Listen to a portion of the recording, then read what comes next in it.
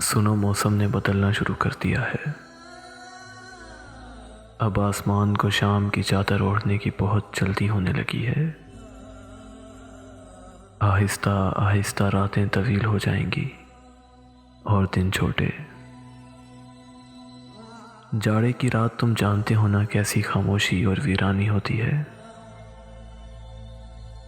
उन रातों में क्या करोगे तुम जब ये खामोशी तुम्हारे अंदर शोर करेगी?